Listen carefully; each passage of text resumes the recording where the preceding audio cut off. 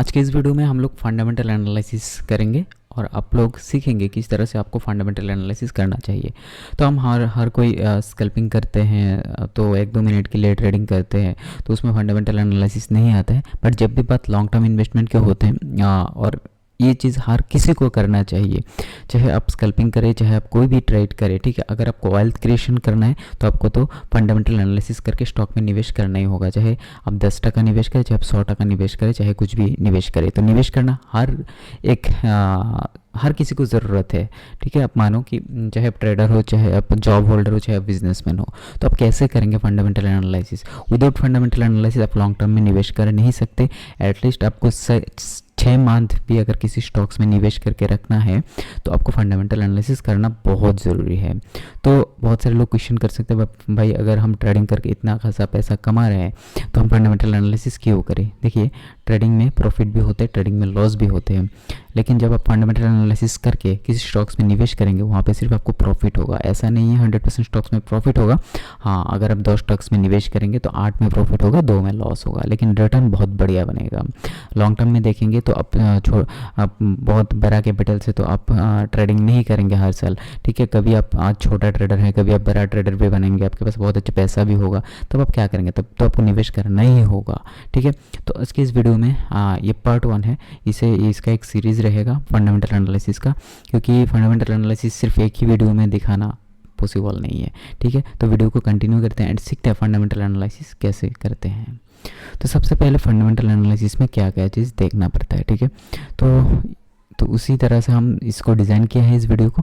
तो 6 टॉपिक्स आपको देखना पड़ेगा तो इसमें, ठीक है। तो पहला पार्ट है आपको फंडामेंटल एनालिसिस क्या है, उसके बाद की इकोनॉमिक इंडिकेटर्स क्या क्या देखना चाहिए उसको आपको देखना चाहिए, उसके बाद कंपनी का फाइनेंशियल्स आपको देखना चाहिए, उसके बाद इंडस्ट्री एनालिसिस करना चाहिए, वैल्यूएशन मेथड निकलना चाहिए एंड प्रैक्टिकल एप्लीकेशन, ठीक है। तो इन सारी चीज़ों को आपको कैसे कैसे देखना होता है, कैसे कहाँ से आप डाटा ले सकते हो, तो हर एक में हम बात करेंगे। तो वीडियो में कंटिन्यू करिएगा। अगर अभी तक चैनल को सब्सक्राइब नहीं किया तो सब्सक्राइब कर दीजिए, लाइक कर दीजिए एंड वीडियो को कंटिन्यू कीजिए, ठीक है। तो सबसे पहले बात आते हैं फंडामेंटल एनालिसिस क्या है, ठीक है। फंडामेंटल एनालिसिस का मतलब अभी तो आप लोगों ने समझ चुके हैं। Without technical indicators, without charts आप कैसे, आपको पता चलेगा ये स्टॉक अभी वैल्यूएशन से बहुत नीचे है, ये बहुत ऊपर जाने वाला है, ठीक है। अगर हम देखें टाटा मोटर्स को कुछ 2 साल पहले वो कहाँ पे था, 100 रुपये के आसपास ट्रेड करता था, अभी वो 1000 तक है। लेकिन ट्रेडिंग में आप इतना देर होल्ड नहीं कर सकेंगे, उतना बड़ा प्रॉफिट भी नहीं बना सकेंगे। लेकिन फंडामेंटल एनालिसिस किया तो क्या दिखता है, कंपनी का अच्छा है, कंपनी का वैल्यूएशन भी कम था, कंपनी का प्रॉफिट लॉस अच्छा था, तो आप अगर उस कंपनी में निवेश करेंगे तो ग्रोथ तो पक्का था, ठीक है। तो ये चीज़ देखते हुए, डाटा एनालिसिस करते हुए कौन सा डाटा को हमें देखना चाहिए, ठीक है। कुछ डाटा के बेसिस पे जब हम कोई एनालाइज करते हैं तो उसे ही कहते हैं फंडामेंटल एनालिसिस, जिसमें टेक्निकल कोई भी चीज़ नहीं रहता है, ठीक है। तो उसके बाद आपको देखना है इसमें क्या है कि की इकोनॉमिक इंडिकेटर्स, ठीक है। आपको की इकोनॉमिक इंडिकेटर्स में आपको क्या क्या चीज़ देखना चाहिए। जब आप की इकोनॉमिक इंडिकेटर्स देखते हो तो उसमें आ जाते हैं अब जीडीपी, ठीक है। तो देश का जीडीपी क्या है, ग्रोथ है, बढ़ रहा है, कम हो रहा है। अगर जीडीपी बढ़ रहा है तो आपका मार्केट भी ऊपर जाएगा, नीचे नहीं जाएगा, ठीक है। तो इस चीज़ का ध्यान रखना, जीडीपी क्या है, लास्ट ईयर कितना था, उससे पिछले साल कितना था, उससे पिछले साल कितना था, तो हर साल बढ़ रहा है कि कम हो रहा है। अगर बढ़ रहा है तो आप आराम से निवेश कर सकते हो, अगर ये घट रहा है तो आप निवेश मत करो, ठीक है। उसके बाद आपको अनएम्प्लॉयमेंट रेट्स देखना चाहिए। अगर एम्प्लॉयमेंट रेट्स अगर हाइक होगा, ठीक है, अनएम्प्लॉयमेंट अगर ज़्यादा होगा तो वो देश आगे नहीं बढ़ सकता, ठीक है। तो उस हिसाब से उसमें आप पैसा नहीं लगा सकते स्टॉक्स में, ठीक है, क्योंकि मार्केट गिरने वाला है। देन इन्फ्लेशन रेट अगर हाइक होगा तो उसमें भी सेम प्रॉब्लम आएगा, मार्केट में गिरावट देखने को मिलेगा। अगर इन्फ्लेशन रेट कमेगा तो मार्केट में एक उछाल देखने को मिलेगा, तो आप निवेश के लिए वो अच्छी टाइम है। एंड तो अगर इंटरेस्ट रेट्स का ख्याल देखिएगा आप हमेशा, हर किसी को नज़र आता है इंटरेस्ट रेट्स के ऊपर क्यों होते हैं, इसमें डिटेल्स में आप लोग एक वीडियो लेके आएंगे ताकि आप लोगों को पता चले इंटरेस्ट रेट्स में क्या होता है, ठीक है। तो हर किसी का नज़र इंटरेस्ट रेट्स पे होता है, क्योंकि इंटरेस्ट रेट्स हाइक होता है ना तो स्टॉक्स का प्राइस गिरावट दिखाते हैं। तो इंटरेस्ट रेट्स अगर हाइक होते हैं तो हमें स्टॉक्स में निवेश नहीं करना चाहिए। निवेश तब भी करना चाहिए अगर इंटरेस्ट रेट्स गिरता है, ठीक है। तो उसके बाद आता है आपका कंपनी फाइनेंशियल्स, तो कंपनी फाइनेंशियल्स में आप कैश फ्लो देखेंगे कंपनी का, देन आपका बैलेंस शीट चेक करेंगे एंड इनकम स्टेटमेंट्स ज़रूर देखेंगे, ठीक है। तो कैश फ्लो के अलग से वीडियो आएगा, बैलेंस शीट में अलग से वीडियो आएगा एंड इनकम स्टेटमेंट अलग से वीडियो आएगा। इसमें डिटेल्स में बात करेंगे ताकि आपको अच्छे से समझ में आए, तो बिल्कुल भी मिस मत करिएगा। ये बिल्कुल एक इंट्रोडक्शन है कि क्या क्या चीज़ हमें देखना चाहिए। अगर ऑलरेडी आपको ये चीज़ देखना आते तो बहुत बढ़िया है, तो इन चीज़ों का ध्यान में रख के आप निवेश करना, cash flow, balance sheet and income statement, ठीक है। ये सारी चीज़ आपके ब्रोकर के साइड में भी मिल जाता है, NSE के साइड में भी मिल जाता है।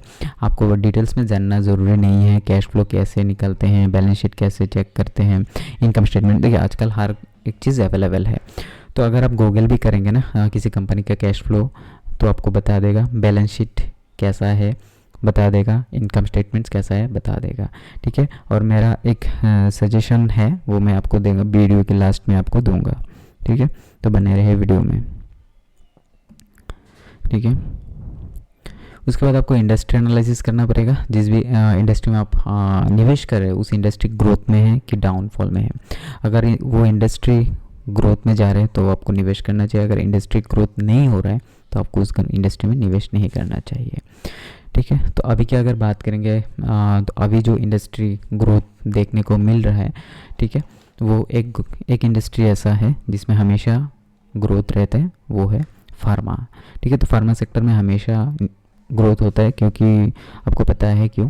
अभी जो बजट है, बजट में फिर बजट आप देखो, बजट में कौन सी इंडस्ट्री में कितना ज़्यादा पैसा गया है, तो उसी हिसाब से आप निवेश करो।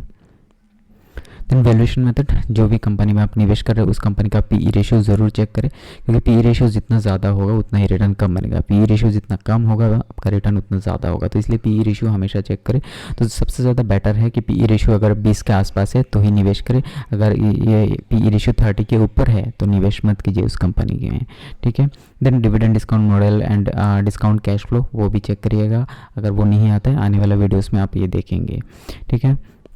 एंड प्रैक्टिकल एप्लीकेशन, जो भी आपका बिजनेस है उसका प्रैक्टिकल ग्राउंड लेवल पे क्या चल रहा है, क्या नहीं चल रहा है, किस में अपॉर्चुनिटी है, किस में अपॉर्चुनिटी नहीं है, ठीक है। तो अपने हिसाब से, अपने पैसों के हिसाब से आपको एनालिटिक्स करना होगा, ये सारी चीज़, तो उसमें भी आपको ध्यान देना बहुत ज़रूरी है। तो ये सारी चीज़ देखते हुए ही आपको उसे निवेश करना है, ठीक है। उसके अलावा अगर आप ऐसे ही निवेश करेंगे बाज़ार में तो आपका लॉस होने का चांसेस बहुत ज़्यादा है, ठीक है। तो हर एक चीज़ का आप ध्यान रख के ही निवेश करेंगे। और जो मैं बताने वाला था कि आपका ब्रोकर के साइड में जाइए, गूगल में जाइए, आपको चेक करना होगा, देखिए मेन चीज़ आप PE रेशियो चेक करिए, कंपनी का PE रेशियो चेक करके आप निवेश करिए, 20 के आसपास है। देन आप profit and loss statement check करिए, कंपनी कितना रुपीस का प्रॉफिट कर रहा है, और वो प्रॉफिट जो आप सेल्स कितना कर रहे हो वहाँ से परसेंटेज निकालिए, ठीक है। वहाँ से परसेंटेज निकाल के देखिए वो सालाना कितना एक्सपेंस कर रहा है एंड उसमें कितना उसको परसेंटेज में प्रॉफिट आ रहा है। अगर पता नहीं है तो हम डिटेल्स में आगे वीडियो लाने वाले हैं, ठीक है। तो साथ देते रहिएगा, ठीक है। एंड वीडियो सब्सक्राइब नहीं किया है तो अभी सब्सक्राइब कर दीजिए एंड चैनल में बने रहे। इस हर एक पार्ट को हम अलग अलग से आपको सिखाएंगे एंड आपको सीखने को मिलेगा। उसके बाद आपको कोई टेंशन लेने की ज़रूरत नहीं है, किसी भी कंपनी में आप निवेश मत करिए, स्टडी करके निवेश करिएगा। सो थैंक यू, मिलते हैं नेक्स्ट वीडियो में।